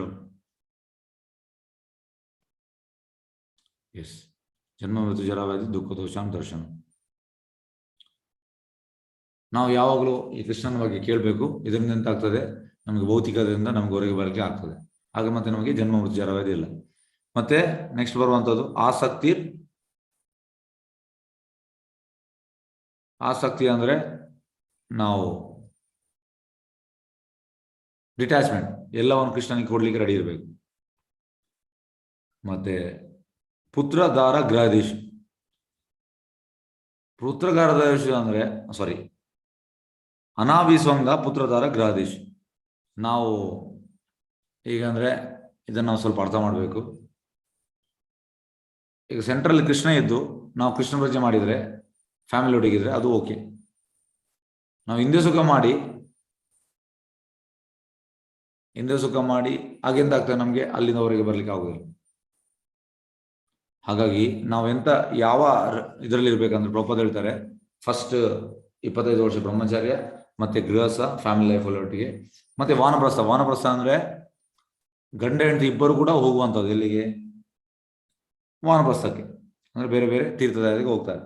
ಆದ್ರೆ ಟೋಟಲ್ ಡಿಟ್ಯಾಚ್ಡ್ ಅಂದ್ರೆ ಗಂಡ ಈಗ 75 ನಂತರ ಸನ್ಯಾಸ ತಗೊಳ್ತಾನೆ, ಹೆಂಡತಿ ಅದಕ್ಕೆ ಪ್ರಿಪೇರ್ ಆಗುವಂಥದ್ದು, ಫುಲ್ ಅವ್ರ ಮೆಂಟಲಿ ಸ್ಟಡಿ ಆಗುವಂಥದ್ದು. ಹಾಗಾಗಿ ಇದು ವಾಲಂಟರಿ ಇತ್ತು ಇಂದಿನ ಕಾಲದ. ಈಗ ಇದಿಲ್ಲ. ಬ್ರಹ್ಮಚಾರಿ ಕೂಡ ಇಲ್ಲ, ಗೃಹಸ್ಥ ಕೂಡ ಇಲ್ಲ, ಈ ವಾನಪ್ರಸ್ಥ ಕೂಡ, ಸನ್ಯಾಸಿ ಕೂಡ ಇಲ್ಲ. ಹಾಗಾಗಿ ಈ ರೀತಿ ಆಕ್ಚುಲ್ ಕೃಷ್ಣ ಪ್ರಜ್ಞೆಯಲ್ಲಿ ಮಾಡಬೇಕು, ಅದು ಶಾಸ್ತ್ರ ಹೇಳುವಂಥದ್ದು. ಆದ್ರೆ ನಾವೆಂತ ಆಗ್ತೇವೆ, ಸಾಯೋದನ್ನು ಕೂಡ ನಾವು ಹೆಂಡತಿ ಮಕ್ಕಳು ಎಂತ ಮಾಡ್ತಿದ್ದಾರೆ ಇಲ್ಲ. ಪ್ರಭು ಹೇಳ್ತಾರೆ ನಮ್ಮ ಒಂದು ರೆಸ್ಪಾನ್ಸಿಬಲ್ ಮುಗ್ದ ಕೂಡಲೇ, ಹೇಗೆಂದ್ರೆ ಶಾಸ್ತ್ರ ಹೇಳುವಂಥದ್ದು 50 ವರ್ಷ ಆದಮೇಲೆ ನಾವು ನಮ್ಮ ರೆಸ್ಪಾನ್ಸಿಬಲ್ ಮಗನಿಗೆ ಕೊಡ್ಬೇಕು, ಮತ್ತೆ ನಾವು ಟೋಟಲ್ ಕೃಷ್ಣ ಪ್ರಜ್ಞೆಯಲ್ಲಿ ಇರಬೇಕು. ಯಾಕೆಂದ್ರೆ ಪ್ರಭು ಹೇಳ್ತಾರೆ 50 ನಂತರ ನಾವು ಎನಿ ಮೂಮೆಂಟ್ ಸಾಯ್ಬೋದು, ರಿಸ್ಕ್ ಜಾಸ್ತಿ ಉಂಟು ಸಾಯುವಂಥದ್ದು. ಹಾಗೆ ನಾವು ಟೋಟಲ್ ಕೃಷ್ಣ ಪ್ರಜ್ಞೆಯಲ್ಲಿ ಸೀರಿಯಸ್ ಆಗಬೇಕು. ಆದ್ರೆ ಈಗೆಂತ 100 ವರ್ಷ 99 ವರ್ಷ ತನಕ ಕೂಡ ಅದರಲ್ಲೇ ಇರ್ತಾನೆ, ಮತ್ತೆ ಅವನಿಗೆ ಈ ಕೃಷ್ಣ ಧಾಮಕ್ಕೆ ಹೋಗ್ಲಿಕ್ಕೆ ಆಗುದಿಲ್ಲ. ಎಸ್, ನಿತ್ಯ ಸಮಚಿತ್ತತು ಇಷ್ಟ ಪಠಿಸು ಅಂದ್ರೆ ಯಾವುದೇ ಈ ಸಂಕಟದ ಇದರಲ್ಲಿ ಬಂದು ಕೂಡ ಅವಂತ ಅಂದ್ರೆ ಭಕ್ತಿಯನ್ನು ಮಾಡ್ತಾ ಇರ್ಬೇಕು, ಯಾವುದೇ ಅವನ ಕಷ್ಟ ಬಂದು ಕೂಡ. ಮತ್ತೆ ಅನನ್ಯ ಭಕ್ತಿ ಅಂದ್ರೆ ನಾವು ಈ 9 ಭಕ್ತಿಯ ಪ್ರೊಸೆಸ್, ಶ್ರವಣ, ಕೀರ್ತನ, ಸ್ಮರಣ ಆದ್ಮೇಲೆ ಪಾದಸೇವನ, ಅರ್ಚನ, ವಂದನ, ಸಾಖ್ಯ, ಆತ್ಮನಿವೇದನ, ಇದನ್ನು ಟೋಟಲಿ ನಾವು ಕೃಷ್ಣನಿಗೆ ಅರ್ಪಣೆ ಮಾಡಬೇಕು. ಎಸ್, ನೋಡಿ ಲೇಟ್ ಆಯ್ತಪ್ಪ. ಯಾವ ಜ್ಞಾನವನ್ನು ತಿಳಿದುಕೊಂಡು ನೀನು ಅಮೃತತ್ವವನ್ನು ಸವಿಯೋ ಆ ಜ್ಞೇಯವಾದವನ್ನು ವಿವರಿಸ್ತೇನೆ. ಅನಾದಿಯಾದ ಮತ್ತು ನನಗೆ ಅಧೀನವಾದ ಬ್ರಹ್ಮನಿ ಐಕ ಜಗತ್ತಿನ ಕಾರ್ಯಕಾರಣ.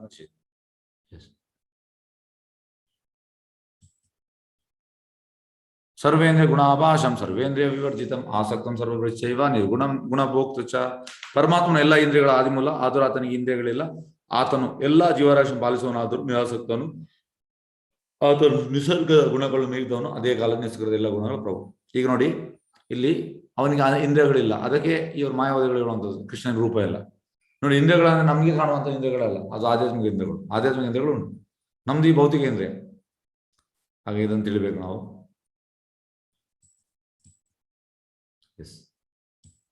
ಪರಮ ಸತ್ಯವನ್ನು ಎಲ್ಲ ಜೀವಿಗಳ ಮತ್ತು ಚರಚಗಳ ಒಳಗೂ ಹೊರಗೂ ಇದ್ದಾನೆ. ಆತನು ಸೂಕ್ಷ್ಮವಾದ ಐಕ್ಯ ಇಂದ್ರಿಯಗಳು ಅವನನ್ನು ನೋಡಲಾರವು ಮತ್ತು ತಿಳಿಯಲಾರವು. ಬಹುದೂರಲ್ಲೂ ಅವನು ಎಲ್ಲರಿಗೂ ಸಮೀಪದಲ್ಲಿದ್ದಾನೆ. ಇದಕ್ಕೆ ಹೇಳುವಂಥದ್ದು ಅಚಿಂತ್ಯ ಭೇದ ಅಭೇದ ತತ್ವ, simultaneous one and different, totally inconceivable. ಇದಂತ ಕೃಷ್ಣ ದೂರದಲ್ಲಿ ಗೋಲಕದಲ್ಲಿ ಕೂಡ ಇದ್ದಾನೆ, ಕೃಷ್ಣ ಇಲ್ಲಿ ಕೂಡ ಇದ್ದಾನೆ, ಒಳಗೂ ಇದ್ದಾನೆ ಹೊರಗೂ ಇದ್ದಾನೆ. ಅವ ತುಂಬಾ ಸೂಕ್ಷ್ಮ, ನಮ್ಗೆ ಈ ಕಣ್ಣಲ್ಲಿ ಕಾಣಲಿಕ್ಕೆ ಆಗುದಿಲ್ಲ. ನೋಡಿ, ಐಕ ಇಂದ್ರಿಯಗಳನ್ನು ಅವನನ್ನು ನೋಡಲಾರ. ನಾವೀಗ ಹಿಂದೆ ಸುಖ ಮಾಡ್ತಾ ಇದ್ದೇವೆ, ಹಾಗಾಗಿ ನಾವು ಐಕದಲ್ಲಿ ಇದ್ದೇವೆ.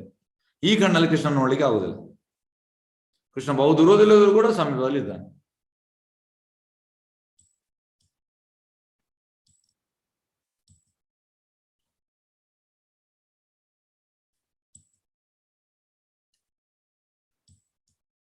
ಆತನು ಎಲ್ಲಾ ಪ್ರಕಾಶ ವಸ್ತುಗಳ ಬೆಳಕಿನ ಮೂಲ. ಆತನು ಜಡವಸ್ತುವಿನ ತಮಸ್ಸನಾಚೆ ಇದ್ದಾನೆ ಮತ್ತು ಅವನು ಅವ್ಯಕ್ತನು. ಅವನು ಜ್ಞಾನದ ವಸ್ತು ಮತ್ತು ಜ್ಞಾನದ ಗುರಿ. ಅವನು ಎಲ್ಲ ಹೃದಯಗಳಲ್ಲಿ ಪ್ರತಿಷ್ಠಾನ. ನೋಡಿ, ಕೃಷ್ಣ ಆಸ್ ಪರಮಾತ್ಮ ಎಲ್ಲ ಹೃದಯದಲ್ಲಿ ಇದ್ದಾನೆ. ನೋಡಿ, ಇಲ್ಲಿ ಇದನ್ನು ತಿಳಿಸ್ತಾನೆ. ನೋಡಿ, ಇದು ಕೃಷ್ಣ, ಇಲ್ಲಿ ನಿಮ್ಗೆ ಕಾಣ್ತದೆ ಬೆಳಕು. ಇದು ಕೂಡ ಕೃಷ್ಣ, ಇಲ್ಲಿ ಬರುವಂತಹದ್ದು, ಇಲ್ಲಿ ಬಂದದ್ದು ಇದು ಕೂಡ ಕೃಷ್ಣ. ಇದು ಕೂಡ ಕೃಷ್ಣ. ನೋಡಿ, ಇಲ್ಲಿ ಕಾಣ್ತದೆ ಬೆಳಕು. ಇಲ್ಲಿ ಒಳಗೆ ಕೂಡ ಇದ್ದಾನೆ ಕೃಷ್ಣ. ಎಸ್, ಹೀಗೆ ನಾನು ಕ್ಷೇತ್ರ ಜ್ಞಾನ ಮತ್ತು ಜ್ಞಾನಕ್ಕೆ ನಿಲುಕುವುದು ಎಂದರೆ ಜ್ಞೇಯ ಈ ಒಂದು ಸಂಗ್ರಹವಾಗಿ ಹೇಳಿದಾಯ್ತು. ನನ್ನ ಭಕ್ತರು ಮಾತ್ರ ಇದನ್ನು ಪೂರ್ಣವಾಗಿ ಅರ್ಥ ಮಾಡಿಕೊಂಡು ನನ್ನ ಸ್ವಭಾವ ಪಡಿತಾರೆ. ನೋಡಿ, ಕೃಷ್ಣ ಅಂತ ಹೇಳ್ತಾನೆ, ನಾನೀಗ ಹೇಳಿದೆ ಜ್ಞಾನದ ಅಧ್ಯಾಯ, ಆದ್ರೆ ಭಕ್ತರು ಇದನ್ನು ಅರ್ಥ ಮಾಡ್ತಾರೆ, ಬಾಕಿಯವರಿಗೆ ಅರ್ಥ ಆಗುದಿಲ್ಲ. ಪ್ರಕೃತಿ ಮತ್ತು ಜೀವಿಗಳ ಅನಾದಿ ಎಂದು ತಿಳಿಯಬೇಕು. ಅವರ ಮಾರ್ಪಾಡುಗಳು ಗುಣಗಳು ಪ್ರಕೃತಿಯಿಂದ ಆದ. ನೋಡಿ, ಹೇಗಂದ್ರೆ ಈ ದೊಡ್ಡ ಬೆಂಕಿ, ಅದರಿಂದ ಒಂದು ಸಣ್ಣ ಕಿಡಿ ಬೀಳ್ತದೆ, ಅದು ನಾವು. ಹಾಗಾಗಿ ನಾವು ಅನಾದಿ. ಕೃಷ್ಣ ಈಗ ಅನಾದಿ, ನಾವು ಕೂಡ ಅನಾದಿ. ತುಂಬಾ ಲೈಫ್ ತೆಗೆದಿದ್ದೇವೆ ನಾವು. ಕಾರ್ಯಕಾರಣ ಕರ್ತೃತ್ವ ಹೇತು ಪ್ರಕೃತಿ ಉಚ್ಯತೆ ಪುರುಷ ಸುಖ ದುಃಖಾನ ಭೋಕ್ತೃತ್ವ ಹೇತು ಉಚ್ಯತೆ. ಎಲ್ಲ ಐಕ ಕಾರ್ಯಕಾರಣಗಳ ಕಾರಣವು ಪ್ರಕೃತಿ ಎಂದು ಹೇಳಲಾಗಿದೆ. ಈ ಪ್ರಪಂಚ ಹಲವು ಬಗೆಯ ದುಃಖ ಸುಖಗಳಿಗೆ ಜೀವಿಯು ಕಾರಣ. ನಾವು ಯಾವಾಗ ದೂರ ಹಾಕೋದು ಅದು ದೇವರು ಮಾಡಿದ್ದು. ದೇವರು ಯಾಕೆ ಮಾಡುವಂಥದ್ದು? ನಾವೇ ಗುಂಡಿ ತೋಡಿದ್ದು. ಈಗ ನಾವು ಗುಂಡಿಗೆ ಬೀಳ್ತಾ ಇದ್ದೇವೆ. ಯಾರು ಹೇಳಿ ನಮ್ಮನ್ನು ಹಿಂದೆ ಸುಖ ಮಾಡ್ಲಿಕ್ಕೆ? ಕೃಷ್ಣ ಹೇಳಿಲ್ಲ, ಅದು ನಾವು ಮಾಡ್ತಾ ಇದ್ದೇವೆ. ಹಾಗಾಗಿ ಈ ಹಲವು ಬಗೆಯ ಸುಖ ದುಃಖಗಳಿಗೆ ಜೀವಿಯು ಕಾರಣ, ದೇವರಲ್ಲ, ನಾವೇ ಕಾರಣ. ಪುರುಷ ಪ್ರಕೃತಿ ಅಸ್ತೋ ಹಿ ಭೋಕ್ತ ಪ್ರಕೃತಿ ಗುಣ ಕಾರಣ ಗುಣ ಸಂಘಸ್ಯ ಸದಸ್ಯ ಯೋನಿ ಜನ್ಮಶು. ಐಕ ಪ್ರಕೃತಿಯಲ್ಲಿ ಜೀವಾತ್ಮನು ಹೀಗೆ ತ್ರಿಗುಣವನ್ನು ಅನುಭವಿಸುತ್ತಾ ಬದುಕಿನ ರೀತಿಯನ್ನು ಅನುಸರಿಸಾನೆ. ಇದಕ್ಕೆ ಐಕ ಪ್ರಕೃತಿಯೊಡನೆ ಅವನ ಸಹಯೋಗ ಕಾರಣ. ಹೀಗೆ ಅದನ್ನು ವಿವಿಧ ಜೀವಗಳಲ್ಲಿ ಒಳ್ಳೆಯದನ್ನು ಕೆಟ್ಟದನ್ನು ಅನುಭವಿಸ್ತಾನೆ. ಈಗ ನಮಗೆ ಒಳ್ಳೆಯದು ಕೆಟ್ಟದ್ದು ಬರುವುದು ಯಾಕೆ? ನಾವು ಹಾಗೆ ಮಾಡಿದ್ದೇವೆ. ಐಕ ಪ್ರಕೃತಿಯಲ್ಲಿ ಜೀವಾತ್ಮನು ಐಕ ತ್ರಿಗುಣಗಳನ್ನು ಅನುಭವಿಸಿದ 3 ಗುಣದಲ್ಲಿದ್ದಾನೆ, ಬದುಕಿನ ರೀತಿಗಳನ್ನು ಅನುಸರಿಸ್ತಾನೆ. ಇದಕ್ಕೆ ಐಕ ಪ್ರಕೃತಿಯೊಡನೆ ಅವನ ಸಹಯೋಗವೇ ಕಾರಣ. ಹೀಗೆ ಆತನು ವಿವಿಧ ಜೀವ ವರ್ಗಗಳಲ್ಲಿ ಒಳ್ಳೆಯದನ್ನು ಕೆಟ್ಟದನ್ನು ಅನುಭವಿಸ್ತಾನೆ. ಉಪದೃಷ್ಟ ಹನುಮಂತ ಚ ಭರತ ಭೋಕ್ತ ಮಹೇಶ್ವರ ಪರಮಾತ್ಮ ಚಾಪಿ ಉಕ್ತೋ ದೇಹ ಅಸ್ಮಿನ್ ಪುರುಷ ಪರ. ಆದರೂ ಈ ದೇಹದಲ್ಲಿ ಇನ್ನೊಬ್ಬನಿದ್ದಾನೆ, ಅವನು ದಿವ್ಯ ಅನುಭವಿ, ಅವನು ಪ್ರಭು ಮತ್ತು ಪರಮ ಸ್ವಾಮಿ. ಅವನು ಮೇಲ್ವಿಚಾರ ಮತ್ತು ಅಪ್ಪಣೆ ಕೊಡುವವನಿಗೆ ಇರುತ್ತಾನೆ. ಅವನಿಗೆ ಪರಮಾತ್ಮನೇ ಹೆಸರು. ನೋಡಿ, ಜಸ್ಟ್ ಅವ ಅಪ್ಪಣೆ ಕೊಡುವಂಥದ್ದು, ಮೇಲ್ವಿಚಾರ. ಓಕೆ ಓಕೆ ಓಕೆ ಈ ರೀತಿ. ಆದರೆ ನಾವು ಹಠ ಹಿಡಿದ್ದೇವೆ, ಅದಾಗಬೇಕು ಇದಾಗಬೇಕು, ಇಲ್ಲ. ಹಾಗಾಗಿ ಅವ ಜಸ್ಟ್ ಅಪ್ಪಣೆ ಕೊಡುವವನಿಗೆ ಇದ್ದಾನೆ. ಓಕೆ, ಅದು ಭಕ್ತರಲ್ಲಿ ತುಂಬಾ ಆಕ್ಟಿವ್ ಆಗಿದ್ದಾನೆ. ಸಾರಿ,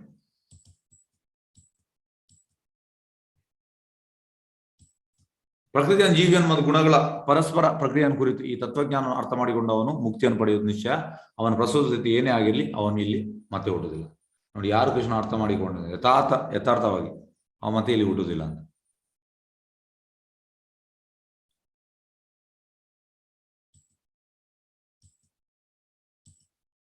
ಎಸ್, ಕೆಲವರು ಧ್ಯಾನದಿಂದಕ್ಕೆ ಮತ್ತು ಕೆಲವರು ಜ್ಞಾನವನ್ನು ಬೆಳೆಸಿಕೊಂಡು ಇನ್ನು ನಿಷ್ಕಾಮಕರನ್ನು ತಮ್ಮೊಳಗಿನ ಪರಮಾತ್ಮ ಕಾಣುತ್ತಾರೆ.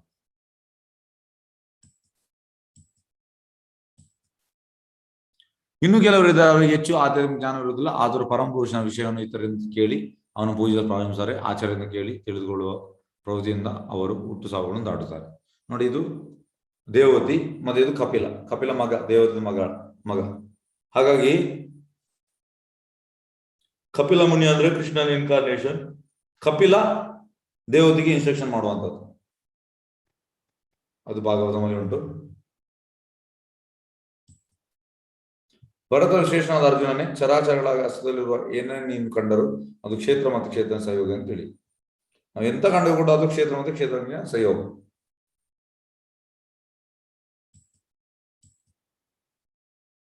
ಸಮಂ ಸರ್ವೇಷು ಭೂತೇಷು ತಿಷ್ಠಾಂತಂ ಪರಮೇಶ್ವರಂ ವಿನಶ್ಯಸ್ವ ಅವಿನಶ್ಯಂತ್ಯಂ ಯಾ ಪಶ್ಯತಿ ಸ ಪಶ್ಯತಿ.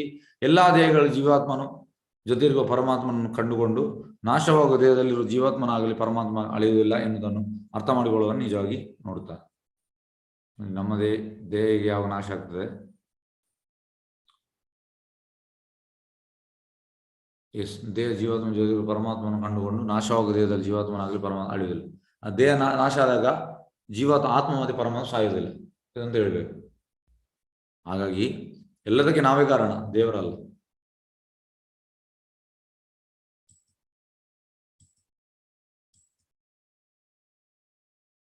ಸಾರಿ,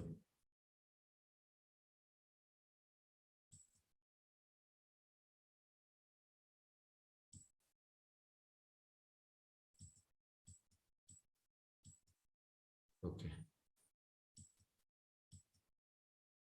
ಎಲ್ಲೆಲ್ಲೂ ಪ್ರತಿಯೊಂದು ಜೀವನ ಪ್ರಾಣಿಯಲ್ಲೂ ಒಂದೇ ಸಮನಾಗಿ ಪರಮಾತ್ಮನು ಇರುವುದನ್ನು ಕಾಣಬಲ್ಲವನು ತನ್ನ ಮನಸ್ಸಿನ ತನ್ನ ಹೀನಸ್ಥಿತಿಗೆ ತಂದುಕೊಳ್ಳುವುದಿಲ್ಲ. ಹೀಗೆ ಅವನು ಪರಮಗತಿಯನ್ನು ಸೇರುತ್ತಾನೆ. ನೋಡಿ, ಎಲ್ಲಾ ಜೀವಿಯಲ್ಲಿ ಇದ್ದಾನೆ ಪರಮಾತ್ಮ, ಅದು ನಮ್ಗೆ ಕಾಣ್ತಾ ಇಲ್ಲ ಅಷ್ಟೇ.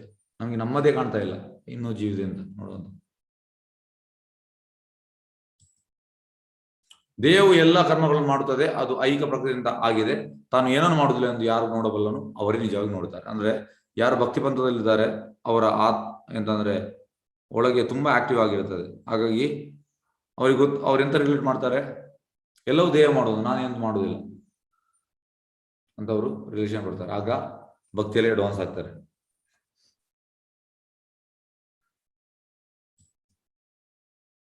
ಆಕಾಶ ಎಲ್ಲೆಲ್ಲೂ ಇದ್ದರೂ ತನ್ನ ಸೂಕ್ಷ್ಮ ಸ್ವರೂಪದಿಂದಾಗಿ ಅದು ಯಾತ್ರವನ್ನು ಬೇರುವುದಿಲ್ಲ. ಹಾಗೆ ಬ್ರಹ್ಮ ದೃಷ್ಟಿಯಲ್ಲಿ ಸದನಾಗಿರುವ ಆತ್ಮನು ಈ ದೇಹದಲ್ಲಿ ಇದ್ದರೂ ದೇಹದ ಜೊತೆ ಬೇರುವುದಿಲ್ಲ. ಅಂದ್ರೆ ಈ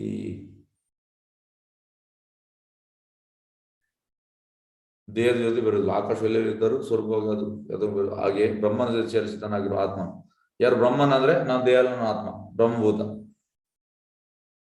ದೇಹದಲ್ಲೂ ದೇಹದ ಜೊತೆ ಅವ ಬೆರೆಯುವುದಿಲ್ಲ. ನಾವು ಆ ಪ್ರಜ್ಞೆಗೆ ಬರ್ಬೇಕು. ಆ ಪ್ರಜ್ಞೆ ಬಂದ್ರೆ ನಾವು ಎಫೆಕ್ಟ್ ಆಗುದಿಲ್ಲ. ಇಲ್ಲದ ಎಂತ ಆಗ್ತದೆ, ನಮ್ಮ ದೇಹ ನಮ್ಮನ್ನು ಅರೆಸ್ಟ್ ಮಾಡ್ತದೆ.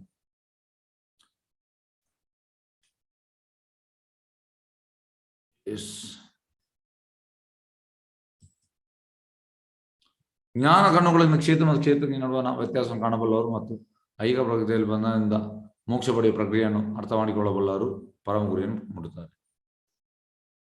ಎಸ್, ನಮಗೆ ಪರಮ ಗುರಿ ಬೇಕಿದ್ರೆ ನಾವು ಎಂತ ಮಾಡಬೇಕು? ಕ್ಷೇತ್ರ ಮತ್ತು ಕ್ಷೇತ್ರಕ್ಕೆ ನಡುವೆ ನಾವು ವ್ಯತ್ಯಾಸ ನಮಗೆ ತಿಳಿದಿರಬೇಕು.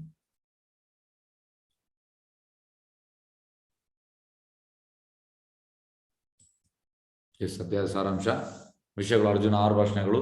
ಏತದ್ ವೇದ್ಯಮಿಚ್ಛಾಮಿ ವಿವರಣೆ. ಕ್ಷೇತ್ರ ಮತ್ತು ಕ್ಷೇತ್ರಜ್ಞ ಮತ್ತು ಜ್ಞಾನ. ಕ್ಷೇತ್ರಜ್ಞಾಂ ಚಾಪಿ ಮಾಂ ವಿಧಿ. ಜ್ಞಾನವನ್ನು ಪಡೆಯುವ ಪ್ರಕ್ರಿಯೆ. ಮಯಿ ಚ ಅನನ್ಯ ಯೋಗೇನ ಜ್ಞೇಯಂ. ತಿಳಿಯಬೇಕಾದ ಜ್ಞಾನದ ವಸ್ತು. ಸರ್ವದ ಪಾನಿ ಪಾದಂ ತತ್. ಪ್ರಕೃತಿ ಪುರುಷ ಮತ್ತು ಕೊಡುವಿಕೆ. ಕಾರಣಂ ಗುಣ ಸಂಘಸ್ಯ. ಜ್ಞಾನ ದೃಷ್ಟಿ. ಕ್ಷೇತ್ರ ಕ್ಷೇತ್ರಜ್ಞ ಏವಂ ಅಂತರಂ ಜ್ಞಾನ ಚಕ್ಷುಷ. ಎಸ್, ಯಾವ್ದು ಪ್ರಶ್ನೆದಲ್ಲಿ ಕೇಳ್ಬೋದು? ಹರೇ ಕೃಷ್ಣ. ಯಾವ್ದು ಪ್ರಶ್ನೆ ಉಂಟಾ? ಎಸ್, ಹರೇ ಕೃಷ್ಣ. ಯಾರು ಪ್ರಶ್ನೆದಲ್ಲಿ ಕೇಳಿ. ಪ್ರಶ್ನೆ